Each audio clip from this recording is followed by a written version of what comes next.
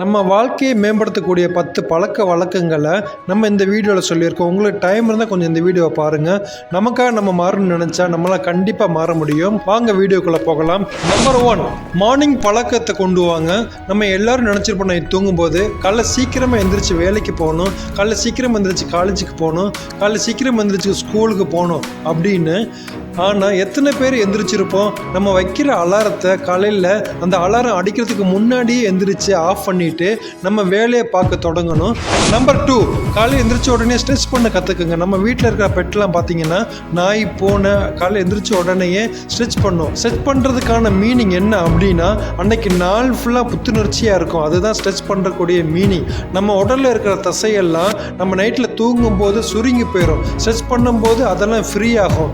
நமக்கு இருந்த டயர்டும் விலகி போகும். அதுக்கு தான் காலை எந்திரிச்ச உடனே ஸ்ட்ரெச் பண்ணணும். Number 3, practice mindfulness. அப்படின்னா எல்லாருமே மெடிடேஷன் பண்ண கற்றுக்கணும். மெடிடேஷன் பண்ணும்போது தான் நமக்கு தெரியும் நமக்குள்ளே என்ன இருக்குது, நம்ம என்னவா ஆக போகிறோம். நமக்குள்ளே இருக்கிற குழப்பங்களுக்கு மெடிடேஷன் பண்ணும்போது தான் நமக்குள்ள ஆன்சர் தெரியும். நம்ம எல்லா புக்லேயும் படிச்சிருப்போம், எல்லா மோட்டிவேஷன் வீடியோலையும் கேட்டிருப்போம். எல்லோரும் சொல்கிற ஒரே காமனான விஷயம் மெடிடேஷன் பண்ணணும்.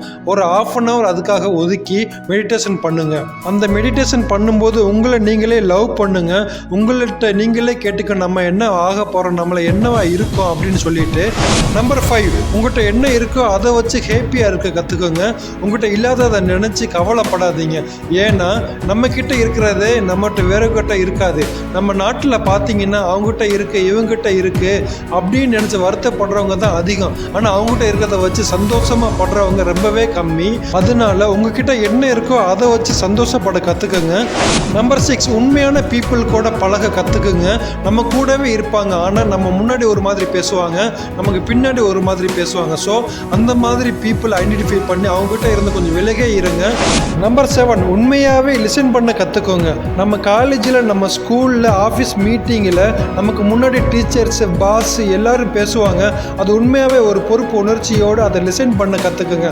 அப்போ தான் அவங்க என்ன சொல்கிறாங்க சொல்லிட்டு நமக்கு புரியும். நம்ம லிசன் பண்ண கற்றுக்கணும். நம்ம மூளை வளர்ச்சி அதிகமாகும், நம்ம திறன் அதிகமாகும், நம்மளுடைய திங்கிங் அதிகமாக இருக்கும்.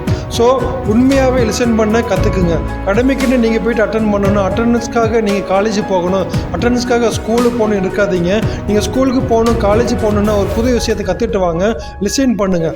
நம்பர் 8, உங்கள் திங்கிங்கை சேஞ்ச் பண்ணுங்கள். ஒரு ரூமுக்குள்ளே 10 பேர் இருக்காங்கன்னா அதில் 9 பேர் ஒரு மாதிரி யோசிப்பாங்க, நீங்கள் மட்டும் வேறு மாதிரி யோசிங்க.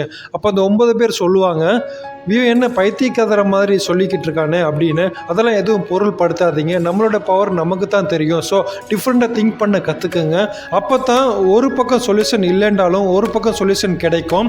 நம்பர் 9, முக்கியமான ஒன்று, நம்ம வாழ்க்கையில் எல்லோரும் பண்ண வேண்டியது எக்ஸசைஸ். எக்ஸசைஸ் பண்ணுறதுனால நம்மளோட மெட்ரோபாலிசம் பூஸ்ட் ஆகுது, நம்மளோட பாடி சீராகுது, நம்மளுக்கு நல்ல ஆயுளை தருது. ஸோ எக்ஸசைஸ் பண்ண கற்றுக்குங்க.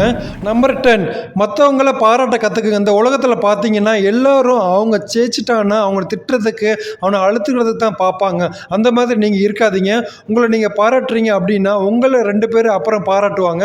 ஸோ மற்றவங்கள பாராட்ட கற்றுக்குங்க. மனசார அவங்கள ஏற்றுக்குங்க. அவங்க உங்கள்கிட்டயே போட்டி போட்டிருந்தாலும் அவங்க வின் பண்ணிட்டாங்க, அவங்கள பாராட்டித்தான் ஆகணும். மற்றவங்களை பாராட்டுவது ரொம்ப நல்ல பழக்கம். மற்றவங்கள பாராட்டுங்க, மற்றவங்கள பாராட்ட கற்றுக்குங்க. இந்த வீடியோவில் இருந்து நீங்கள் ஏதோ ஒரு பழக்கத்தை கற்றுட்டு இருப்பீங்க. ஸோ ஏதாவது ஒன்றாவது நாளையிலேருந்து கடைப்பிடிங்க. இந்த வீடியோ உங்களுக்கு பயனுள்ளதாக இருந்தால் ஒரு லைக் பண்ணி சப்ஸ்கிரைப் பண்ணி வச்சுக்கோங்க. மீண்டும் இதே போல் ஒரு நல்ல வீடியோவில் சந்திப்போம். நன்றி.